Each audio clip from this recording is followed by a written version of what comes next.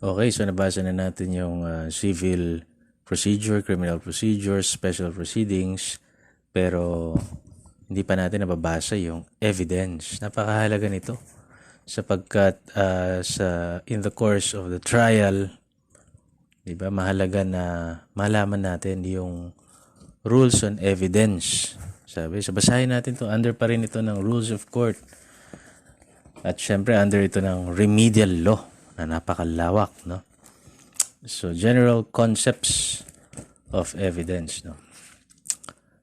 Proof versus evidence. So, proof is the effect of evidence. It is the cogency of evidence that compels acceptance by the mind of a truth or a fact. Yung evidence naman, under the rules of court, evidence is the means sanctioned by these rules of ascertaining in a judicial proceeding the truth respecting a matter of fact. Ayan, okay? So, ano ba yung burden of proof? Under the rules of court, onus probandi or burden of proof is the duty of a party to present evidence on the facts in issue necessary to establish his or her claim or defense by the amount of evidence required by law. In civil cases, the quantum of evidence required is preponderance or superior weight of evidence. In criminal cases, the quantum of evidence is proof beyond reasonable doubt. Yan, napakahalaga niyan dun sa pagbabasa natin regarding sa civil procedure and criminal procedure. Ano naman yung burden of evidence? Burden of evidence is the burden of making or meeting a prima facie case. It is the burden to make a prima facie showing as to each factual ingredient necessary to establish a prima facie case. Okay, so what is the equipoise rule? Ayan. Provides that where the evidence in a criminal case is evenly balanced, the constitutional presumption of innocence tilts the scales in favor of the accused. Bakit ganon? Kasi ang quantum of evidence ng criminal cases is proof beyond reasonable doubt.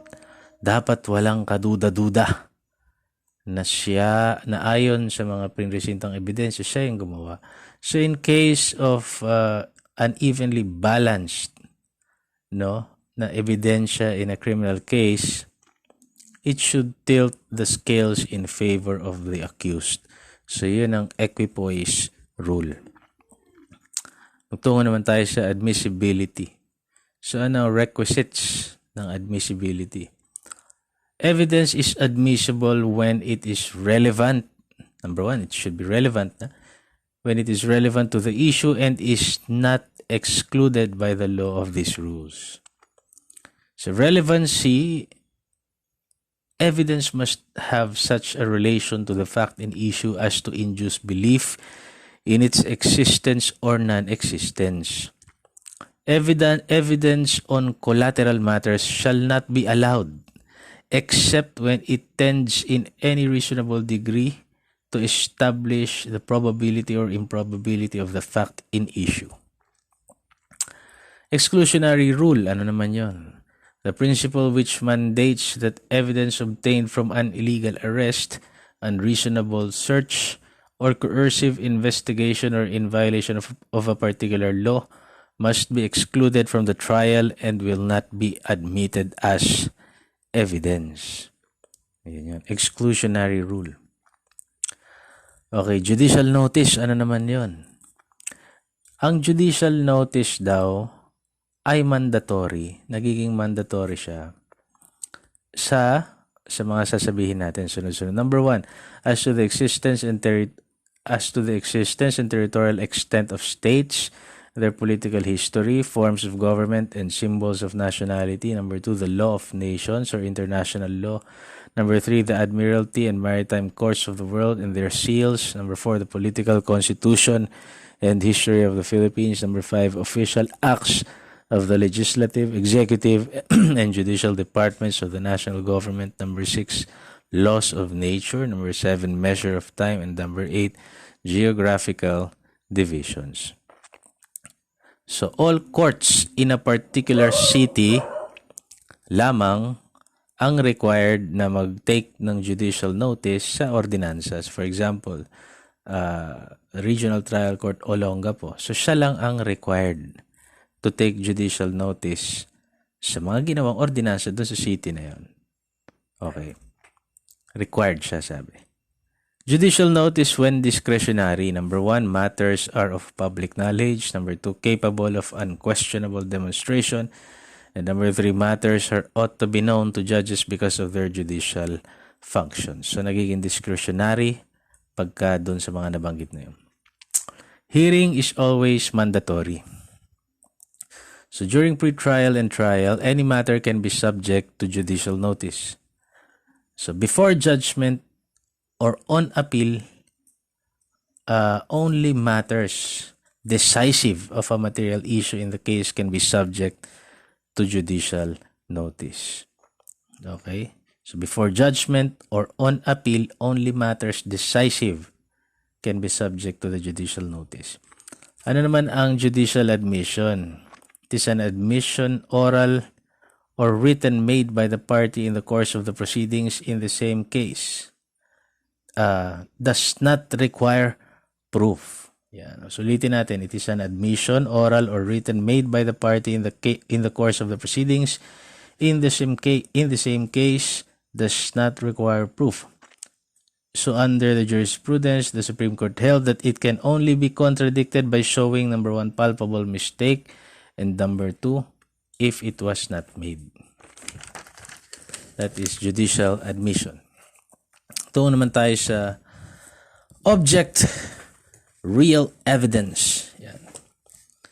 So, objects as evidence are those addressed to the senses of the court when an object is relevant to the fact in issue. It may be exhibited to, examined, or viewed by the court. So, object evidence is any material that may be seen, heard, smelled, felt, or touched. Ito yung tinatawag nating sensual evidence. Yan. For example, those exhibited to the court or observed during the trial. Yung mga yan. Weapons used, articles recovered or seized as subjects of an offense, the effects of the crime, clothing, apparels, wound or scars in physical injury cases, inspection of the body of the accused, observations as to the demeanor of witnesses, reenactment demonstrations. Ito yung mga observed during trial. Letter B, results of inspections of things or places outside the court.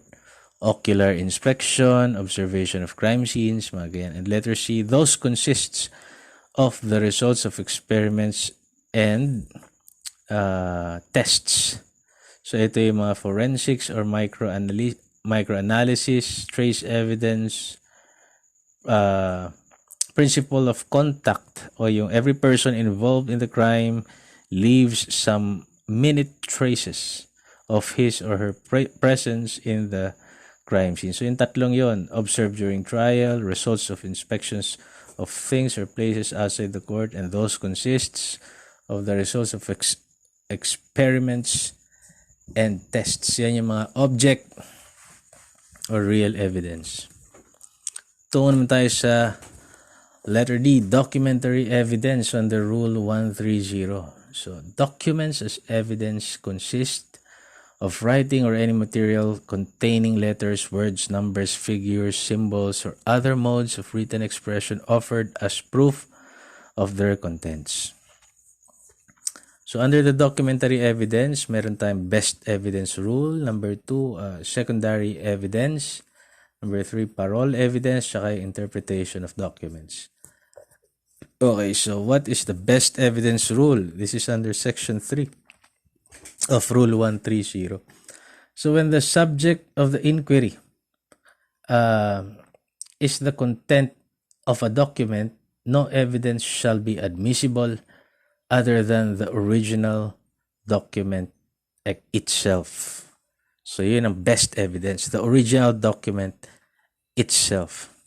Except when the original has been lost, destroyed, or reproduced in good faith when the original in the custody of the party against whom the evidence is offered, nasa kalaban mo yung evidence, when the original consists of numerous accounts which, when examined, would only lead to a great loss of time, and when the original is a public record in the custody of a public officer or is recorded in a public office. So yung exception na yon, yung mga ganon, yun yung secondary evidence. Pag wala sa'yo, kung meron kang faithful reproduction, charot, yung mga ganyan, secondary evidence yun. Kung hindi siya original. Okay, ano naman yung parole evidence? Ito yung evidence of written agreements. So when the terms of an agreement have been reduced to writing, it is considered as containing all the terms agreed upon, and there can be, between parties and their successors in interest, no evidence of such terms other than the contents of the written agreement. Yan, may kontrata na may usapan. However, a party may present evidence to modify, explain, or add to the terms of written agreement if he puts in issue in his pleading, letter A, intrinsic ambiguity, mistake, or imperfection in the written agreement, B, the failure of the written agreement to express the true intent and agreement of the parties thereto, letter C, the validity of the written agreement, or letter D, the existence of other terms agreed to by the parties or their successors in interest after the execution of the written agreement. So yun yung mga pwedeng ipresentang ebidensya ng isang partido to modify, explain, or add to the terms of the written agreement. Kung yun yung mga issue na nilagay niya. So parole evidence is evidence of written agreements. And number 4, interpretation of documents. Under Section 10, Rule 130, the language of a writing is to be interpreted according to the legal meaning it bears in the place of its execution, unless the parties intended otherwise. So instrument shall be construed so as to give effect to all provisions. A particular intent will control a general one that is inconsistent. Yan. The document will be interpreted according to circumstances. The terms of a writing are presumed to have been used in their primary and general acceptation. Written words controls a printed word. Yan, manghihibabaw yon. Ito yung batas natin sa ebidensya. Experts and interpreters to be used in explaining certain things. Preferred construction is the one favorable to the party opposed to it. Construction is in favor of natural right, and interpretation shall be according to the usage. Ganon ang pag-i-interpret daw ng documents ayon sa Rules on Evidence. Ito naman tayo sa letter E, testimonial evidence under Rule 130C. Ayan ha. Okay. Ay, dami pa pala nito. Ayan. So, number 1, qualification of witness. So, under the rules of court, except persons disqualified by reason of mental incapacity or mental immaturity, all persons who can perceive and perceiving can make their own perception to others may be witness. Okay? Sila yung mga pwede maging witness. Religious or political belief, interest in the outcome of a crime unless otherwise provided by law shall not be a ground for disqualification. So maliban lang dun sa mga may mental incapacity or mental immaturity, lahat ng tao ay pwede maging witness. Number 2, testimonial privilege. Ano ito? No person may be compelled to testify against his parents, other direct ascendants, children, or other direct descendants. Admissions and confessions. The act, declaration, or omission of a party as to a relevant fact may be given in evidence against him. Previous conduct as evidence. Previous conduct as evidence. Evidence that one did or did not do a certain thing at one time is not admissible to prove that he did or did not do the same or similar thing at another time. But it may be received to prove a specific intent or knowledge as to identity, plan, system, scheme, habit, custom, or usage, and the like. Ano naman yung testimonial knowledge? Under Section 36 pa rin to. Rule 130 pa rin to. A witness can testify only to those facts which he knows of his personal knowledge, that is, which are derived from his own perception except as otherwise provided in these rules. So ano naman ang hearsay? Lagi natin naririnig, hearsay. The report of another person's words by a witness which is usually disallowed as evidence in a court of law. Kaya nga pagka chismis yung tinetestify ng witness, di niya naman direct, hindi naman personal knowledge. Sasabihin ng kabila, ng kalaban, objection, hearsay, sabi niya. Pero ano yung exception sa hearsay rule? Ito yung Section 37, dying declaration, made under the consciousness of an impending death. Section 38, declaration against interest of the declarant himself. Section 39, act or declaration in respect to the pedigree of another person related to him by birth or marriage. Section 14, declaration with respect to family reputation or tradition regarding pedigree. Section 41, common reputation. Section 42, part of res gestae. Res gestae, ito yung statements made by a person while a startling occurrence is taking place. Statements accompanying an equivocal act. Section 43, entries in the course of business. Section 44, entries in official records. Section 45, commercial lists and the like. Section 46, learned treaties. And Section 47, testimony or deposition at a former proceeding. So, yun ang exceptions sa hearsay rule. Ito yung mga katanggap-tanggap. Ito yung mga pinresenta, hindi ka dapat mag-object na hearsay. Ano naman yung opinion rule? As a general rule, the opinion of witness is not admissible except if it is part of the res gestae. Yun nga. Res gestae. Statements made by a person while a startling occurrence is taking place. Statements accompanying an equivocal act. Ayan. So, ano naman yung, hindi. Opinion rule pa rin tayo. The opinion of expert witness on a matter requiring special knowledge, skill, experience, or training which he is shown to possess may be received in evidence. The opinion of ordinary witness may be received in evidence regarding, letter A, the identity of a person about whom he has adequate knowledge. Letter B, a handwriting with which he has sufficient familiarity. And letter C, the mental sanity of a person with whom he is sufficiently acquainted. So, doon pwede magbigay ng opinion yung ordinary witness. The witness may also testify on the emotion, behavior, condition, or appearance of a person. Okay, ano naman yung character evidence? It is not generally admissible except, so in criminal cases, number 1, the accused may prove his good moral character which is pertinent to the moral trait involved in the offense charged. Number 2, unless in rebuttal, the prosecution may not prove this bad moral character which is pertinent to the moral trait involved in the offense charged. And number 3, the good or bad moral character of the offended party may be proved if it tends to establish in any reasonable degree the probability or improbability of the offense charged. So, in criminal cases, pwede siyang i-admit yung mga nabanggit nating tatlo. In civil cases naman, evidence of the moral character of a party in a civil case is admissible only when pertinent to the issue of character involved in the case.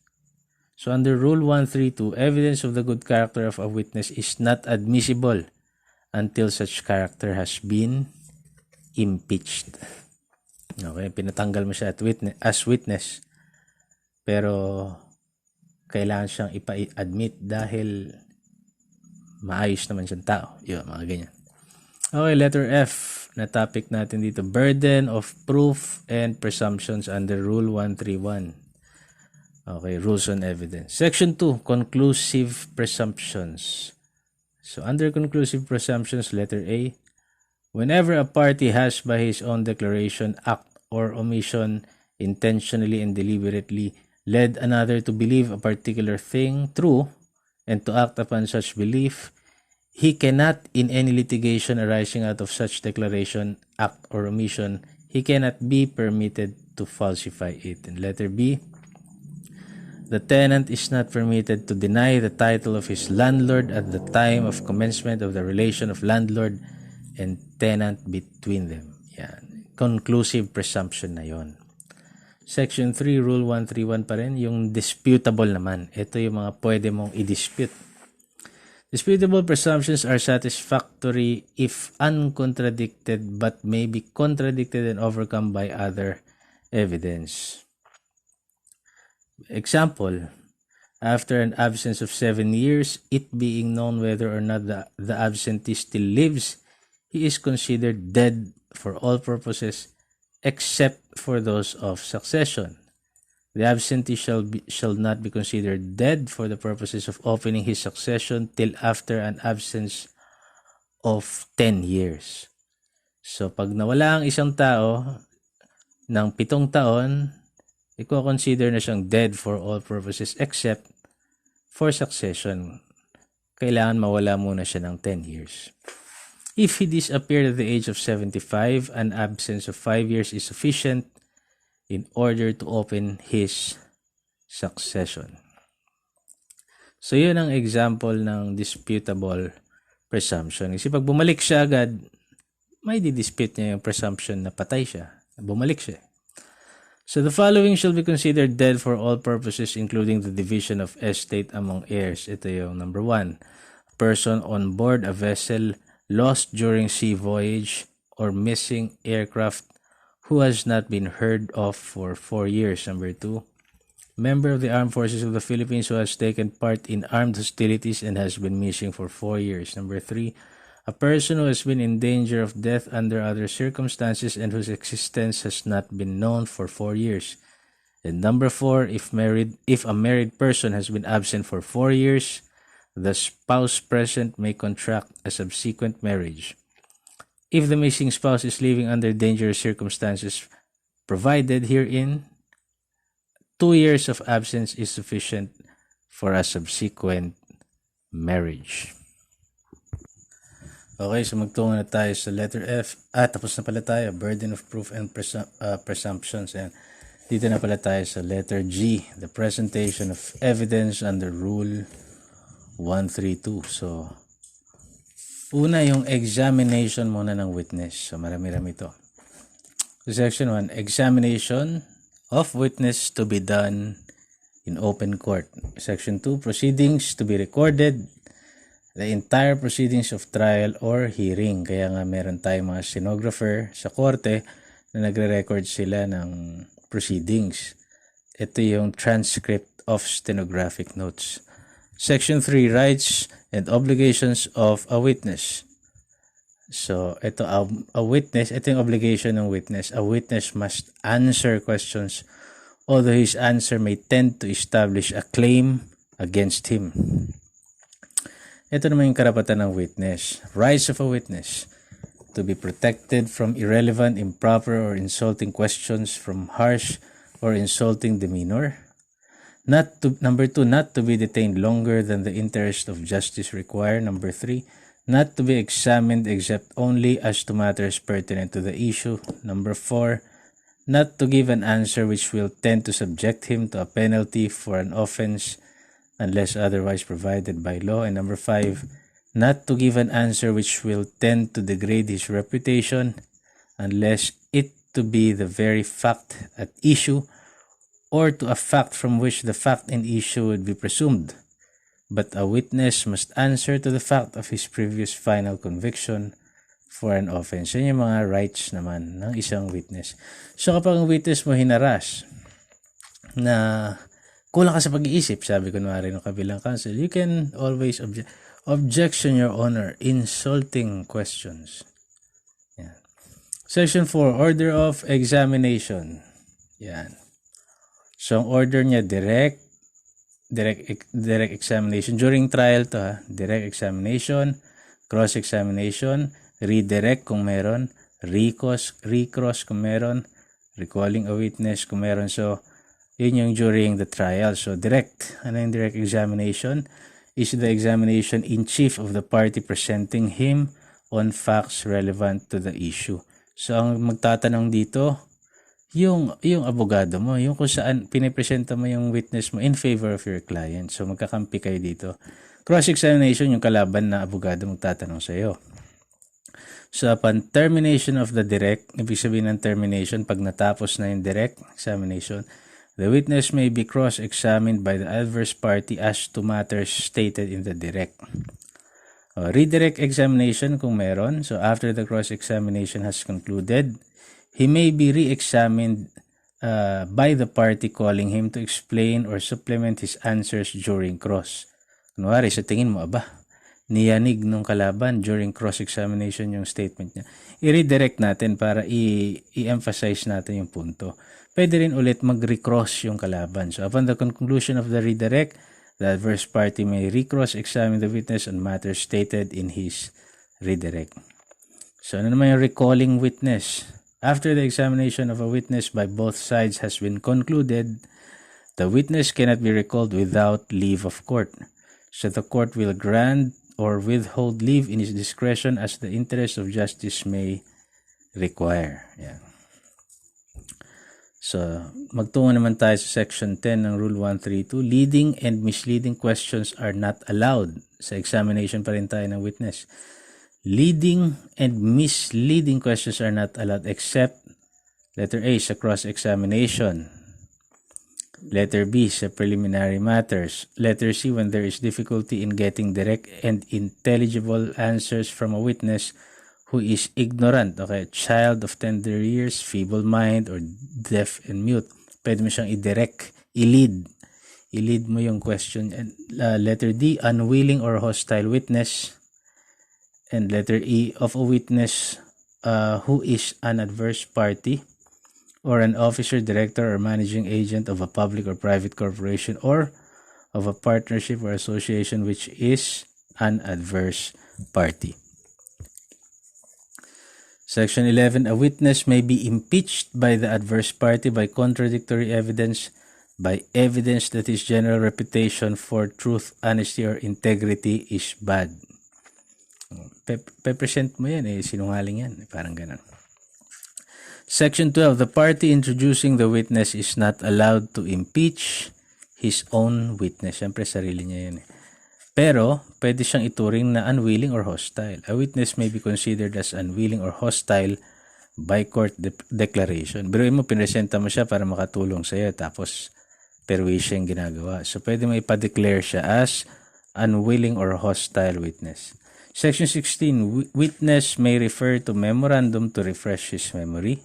Okay, pwede yun.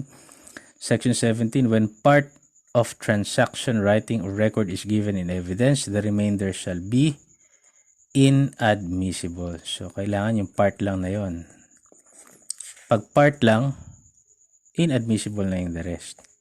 So, kunwari, paragraph 1 lang of this record, yun lang ang admissible. The rest, paragraph 2, 3, hindi na siya admissible. Section 18, whenever a writing is shown to the witness, it may be inspected by the adverse party o nung kalaban na partido.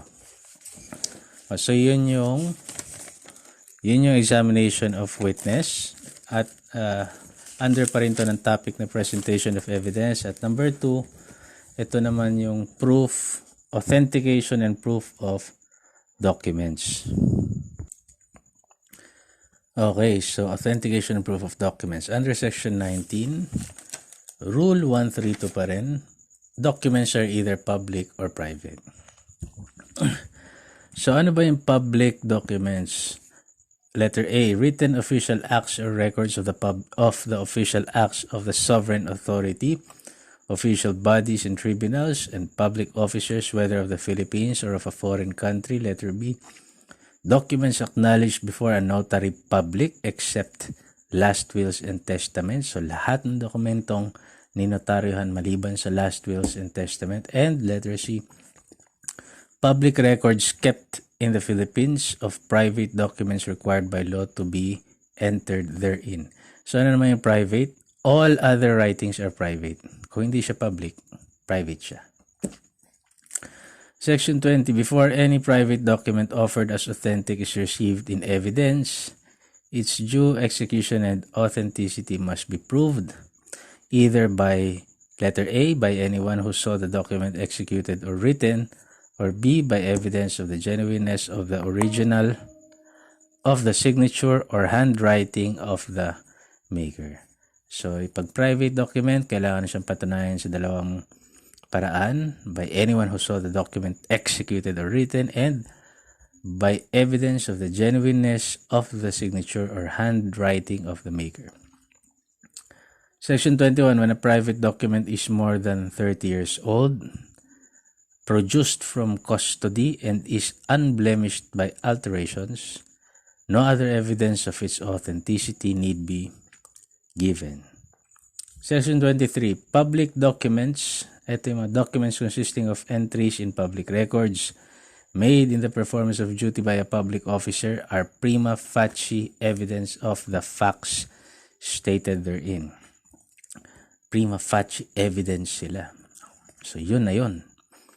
Section 24. Proof of official record may be proved by official publication or an attestation by the officer having legal custody of the record. So under Section 29, any judicial record may be impeached by evidence of letter A, want of jurisdiction in the court or judicial officer, walang jurisdiction; B, collusion between the parties; and letter C, fraud in the party offering the record in respect to the proceedings. Proof of notarial documents. So there's the certificate of acknowledgement being prima facie evidence of the execution of the instrument or document involved. Section 31. It is the duty of a party presenting a document that contains alterations to explain and show that the alteration was made by another without his concurrence. Section 32. There shall be no difference between sealed and unsealed private documents insofar as their admissibility as evidence is concerned. So, wala daw kaibahan whether sealed or unsealed yung private document. Section 33. Documents written in an unofficial language shall not be admitted. Diyan katanggap-tanggap as evidence unless accompanied with a translation into English or Filipino. Magtungo naman tayo sa pangatlong topic na under ng presentation of evidence. Una, na-discuss na natin examination of witness, authentication and proof of documents. Magpunta naman tayo sa offer and objection. Section 34, the court shall not consider evidence which is not formally offered. So, kailangan yung formal offer of evidence. The purpose for which the evidence is offered must be specified. Section 35, as regards to the testimony of a witness, the offer must be made at the time the witness is called to testify. So, pwede mo sabihin siguro, Your Honor, we are offering the testimony of witness. Ganyan. Tapos, after niya siguro magsalita, we offer the testimony as to the... Ganun yata yun eh. Documentary and object evidence shall be offered after the presentation of a party's testimonial evidence. Such offer shall be done orally unless allowed by the court to be done in writing. So, yun yung pag-offer. So, ulitin natin, kailangan formally offered at kailangan nakalagay doon yung purpose for which the evidence is offered. Specified siya doon. So, Section 36, objection naman. Objection to evidence offered orally must be made immediately after the offer is made.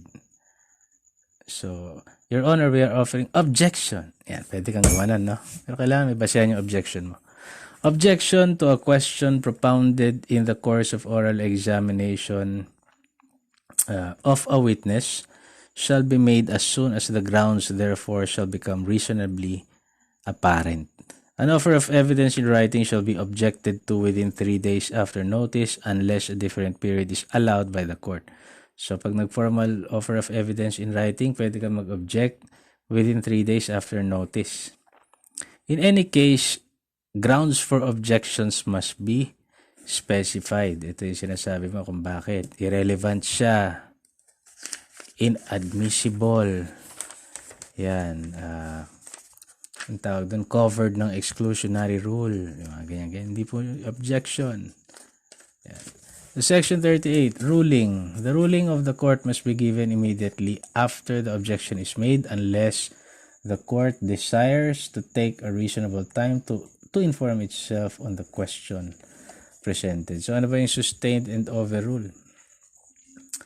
Yung overrule, sa point of view ng kunwari, ikaw yung abogado. Kunwari, ikaw listener, ikaw yung abogado. Nag-object ka. Sabi mo, objection, Your Honor. Pero, overrule, sabi ni judge. It means the evidence it means in-overrule niya yung objection mo. Ibig sabihin, nag-object ka, ayaw mong tanggapin yung evidence yung pinipresenta ng kalaban, pero in-overrule ka niya. Ibig sabihin, it means the evidence ng kalaban mo is properly admitted to the court and the trial can proceed. Ibig sabihin, nasupalpal ka. Overruled. Okay. Feeling mo inaaway niya yung objection. Kaya leading questions, objection, overruled. Ibig sabihin, ayon sa judge, okay lang na mag-leading siya. Nandun yun sa mga grounds na pwede siya mag-leading questions. Yun ang overruled. Na-overrule yung objection mo, kapatid. Pag naman sustained, objection, Your Honor, sabi mo. Tapos sabi nung judge, sustained, ibig sabihin, pinanigan ka niya. Ibig sabihin, nag-object ka. When an objection is sustained, the opposing lawyer must rephrase the question. Kamali siya ng tanong, nakakainsulto yung tanong niya siguro, or irrelevant yung tanong niya, or otherwise address the issue with evidence to ensure proper admission of evidence. Wala siyang ebidensya. Yun. Ibig sabihin, nasupalpal yung kalaban mo. Pinanigan ng judge yung objection mo. So, ganun din vice versa. Pag nagsasalita ka, tapos objection, sabi ng kalaban mo, overruled. So, ibig sabihin, tuloy mo lang. Okay ka lang, tuloy mo. Pag sinabi naman ng kalaban mo, objection, sustained, kinampihan siya. So, i-rephrase mo yung tanong mo. Ganun. Okay, magpunta naman tayo sa letter H, Judicial Affidavit Rule. Ito yung AM number 12-8-8-SC. Ito yung rule na nilabas ng Supreme Court. Judicial Affidavit Rule provides that when a party, whether plaintiff or defendant, is asked by his counsel regarding his testimony in the form of judicial affidavit, the counsel no longer needs to place the witness on the witness chair for direct examination. It is a substitute, or as a substitute to the direct testimony of the witness, the party or his lawyer merely submits in court and to the opposing party the written sworn statement of his witness in a question and answer format. Para pagka nagtanungan na lang, usually na-identify na lang ng witness yung sagot niya doon sa judicial affidavit niya. Pinapaikli. It shall also require each party to the case to attach all his documentary evidence to the judicial affidavit, which in turn must be submitted not later than 5 days before the pre-trial or preliminary conference in the case. So, bago yung pre-trial or preliminary conference in the case, kailangan may submit mo na ito. Section 3 nitong Judicial Affidavit Rule. Ano yung nilalaman niya? Contents shall be prepared in the language known to the witness, and if not in English or Filipino, it shall be accompanied by a translation in English or Filipino. So, ang contents nito, letter A, name, age, residence, or business address and occupation of the witness. Letter B, the name and address of the lawyer who conducts or supervises the examination of the witness and the place where the examination is being held. Letter C, a statement that the witness is answering the questions asked of him, fully conscious that he does so under oath and that he may face criminal liability for false testimony or perjury. Letter D, questions asked of the witness and his corresponding answers consecutively numbered that: Number 1, show the circumstances under which the witness acquired the facts upon which he testifies. Number 2, elicit from him those facts which are relevant to the issues that the case presents. And number 3, identify the attached documentary and object evidence and establish their authenticity in accordance with the rules of court. Letter E, the signature of the witness over his printed name, and a jurat with the signature of the notary public who administers the oath or an officer who is authorized by law to administer the same.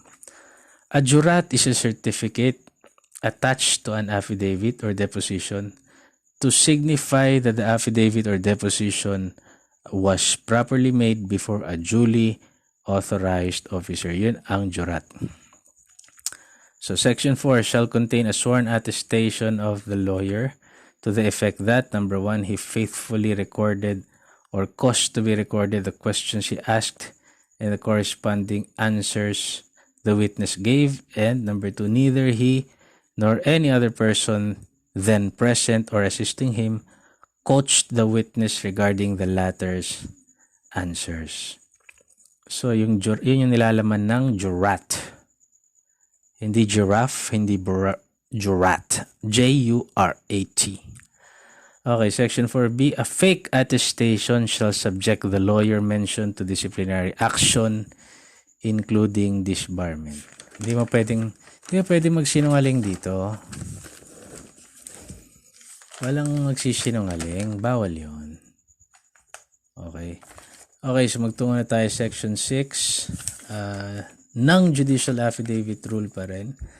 So, offer and objections to testimony in judicial affidavit. So, the party presenting the judicial affidavit of his witness in place of direct testimony shall state the purpose of such testimony at the start of the presentation of the witness. The judicial affidavit of the witness, Pedro, is being presented to prove or in connection to prove ganto. So, ano naman yung adverse party objection? The adverse party o yung kalaban mo may move to disqualify the witness or strike out his affidavit or any of the answers found in it on the ground of inadmissibility. Section 7, the adverse party shall have the right to cross-examine the witness regarding the contents of his judicial affidavit. Okay. So, parang ganun pa rin. Pinaikli lang yung ganun pa rin sa procedure ng binasa natin kanina. Yun nga lang, binasa natin sa criminal procedure. Yun nga lang, pinapaikli niya sa pamamagitan ng judicial affidavit. Nandoon na lahat. Yun lang ang pag-uusapan, yung laman ng judicial affidavit. So, the party who presents the witness shall have the right to examine him on redirect. Ayan. Section 8, oral offer of and objections to exhibit. Oral offer of and objections to exhibits. Letter A, upon the termination of the testimony of his last witness, a party shall immediately make an oral offer of evidence of his documentary or object exhibits, piece by piece in their chronological order, stating the purpose or purposes for which he offers the particular exhibit. Letter B, each piece of exhibit is offered.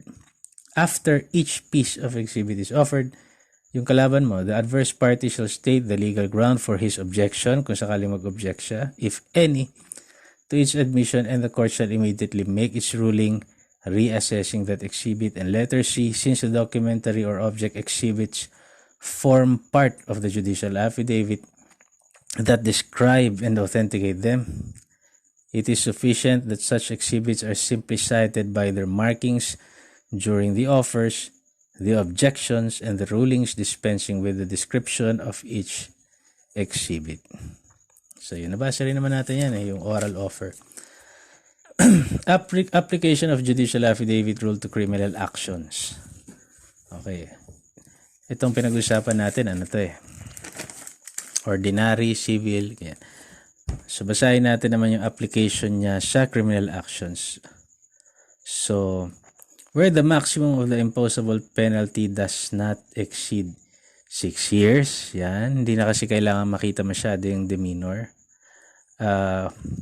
Where the accused agrees to the use of judicial affidavits, irrespective of the penalty involved. So kahit murder pa yan, reclusion perpetua pa, pumayag yung accused na mag-judicial affidavit, yun pwede.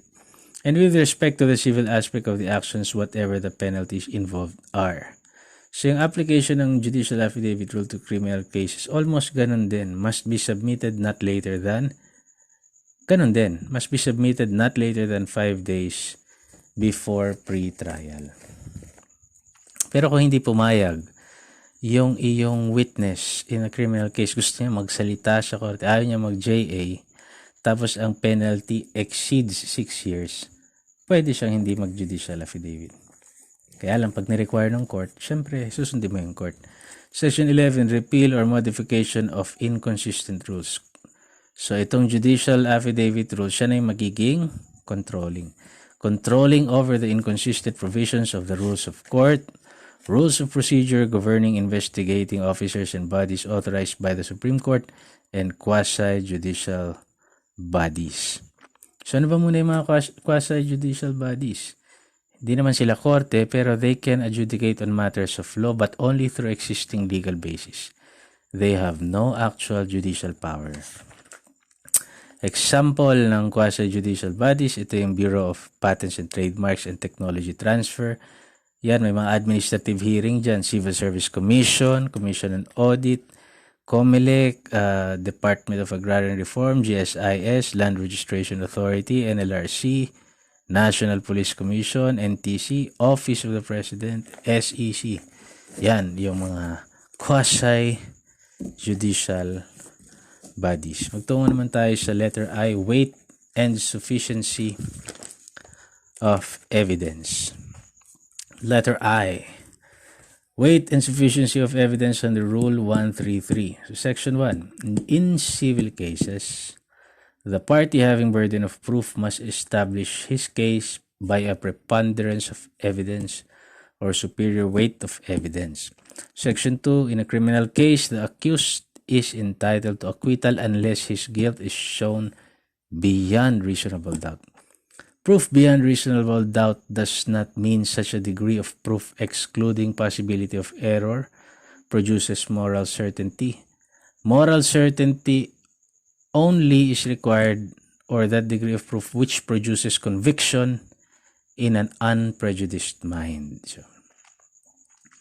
So kahit na may konting error, basta nag-produce ng moral certainty. Yan. Moral certainty ang kailangan niya. Okay. Proof beyond reasonable doubt. Section 3. An extrajudicial confession made by an accused shall not be sufficient ground for conviction unless corroborated by evidence of corpus delicti, o ito yung concrete evidence of a crime such as a corpse. Yun, extrajudicial confession. Pero naalala ko lang, kung hindi ako nagkakamali, yung extrajudicial confession na ginawa in a spontaneous manner is admissible. So for example, sa desk officer, nagsalita siya, ako po yung gumawa ng admissible yan, or tinanong siya ng media, sumagot siya, spontaneous. Admissible daw yun. Okay, Section 4, circumstantial evidence if sufficient for conviction. Circumstantial evidence is sufficient for conviction if, letter A, there is more than one circumstances. Letter B, the facts from which the inferences are derived are proven, and the combination of all the circumstances is such as to produce a conviction beyond reasonable doubt. Section 4 yon, Rule 133 ng weight and sufficiency of evidence. Section 5, Rule 133, weight and sufficiency of evidence pa rin tayo. In cases filed before administrative or quasi-judicial bodies, a fact may be deemed established if it is supported by substantial evidence. Civil cases, preponderance of evidence o yung superior weight of evidence. Criminal case, proof beyond reasonable doubt. Sa administrative or quasi-judicial proceedings, a fact may be deemed established if it is supported by substantial evidence. Yan yung quantum of evidence sa administrative proceedings. Substantial evidence, or that amount of relevant evidence which a reasonable mind might accept as adequate to justify a conclusion. Section 6, power of the court to stop further evidence. So, pag marami ng masyado at wala na rin namang persuasive effect, so may kapangyarihan ng korte mag-stop ng further evidence. Section 7, evidence on motion. Evidence on motion. When a motion is based on facts not appearing on record, not appearing off record, the court may hear the matter on affidavits or depositions presented by the respective parties. But the court may direct the matter to be heard wholly or partly on oral testimony or depositions. Evidence on motion. Tungo naman tayo sa last part natin, letter J, Rules on Electronic Evidence ng ating mahal na Supreme Court, AM number 01-7-01-SC. Scope, sabi niya, unless otherwise provided herein, these rules shall apply whenever an electronic document or electronic data message as defined in Rule 2 hereof is offered or used in evidence. So ano muna yung electronic document? An electronic document, ito yung mga information or representation of information, data, figures, or other modes of written expression described or however represented by which a right is established, obligation extinguished, or a fact may be proved or affirmed that was sent, received, or stored by electronic, official, or similar means. Ito yung electronic data message. Ito yung yun yung electronic document. Tapos yung affirmed that was sent, received, or stored by electronic, official, similar means, electronic data message. So, ulitin nga natin para malinaw. Alright, an electronic document, information or representation of information, data, figures, or other modes of written expression described or however represented by which a right is established or obligation extinguished, or a fact may be proved or affirmed that was sent, received, or stored by electronic, optical, or similar means. Okay. Section 2 ng Rules on Electronic Evidence, cases covered, all civil actions and proceedings, as well as quasi-judicial and administrative cases. Rule 4, Section 1, an electronic document shall be regarded as original document under the best evidence rule if it is a printout or output readable by sight or other means shown to reflect the data accurately. Section 2, copies are equivalent of the originals. So Rule 5, Section 1, the person seeking to introduce an electronic document offered as authentic is received in evidence.